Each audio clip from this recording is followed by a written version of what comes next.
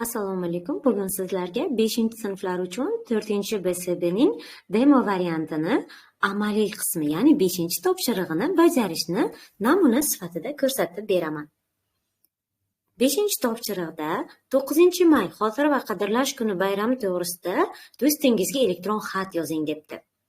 Xatingizda bayramda nima qilmoqchi ekanligingiz haqida 7-8 ta gapdan iborat kichik hikoya yozing debdi. Demak, A qismini bajaramiz. Buning uchun elektron pochtamizga kiramiz.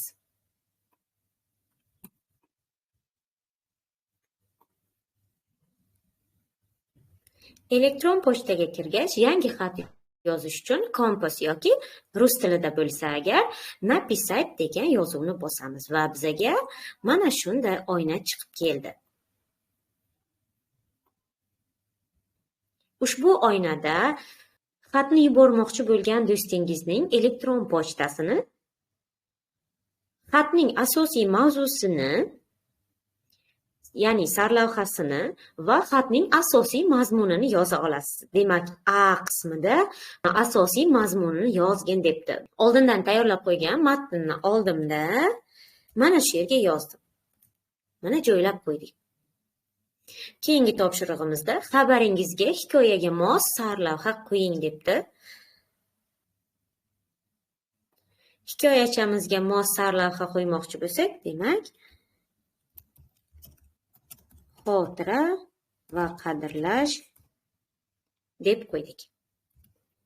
Ikkinchi bandimiz ham bo'ldi. Endi 3-C bandiga o'tamiz. Do'stlaringizni birining elektron manzilini qo'shing debdi.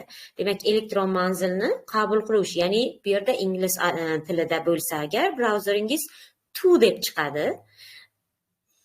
Mana rus tilida esa kamu deb chiqadi. Xo'sh, kimga yubormoqchisiz?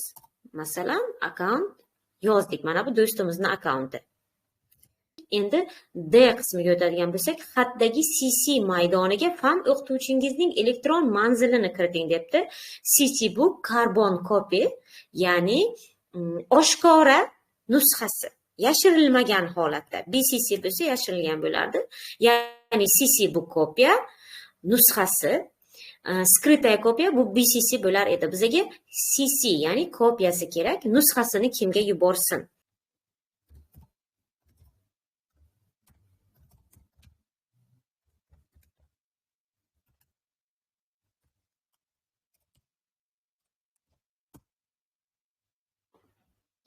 Endi bu xatni yuborishni, ya'ni отправить yoki send tugmasini bosishimiz mumkin.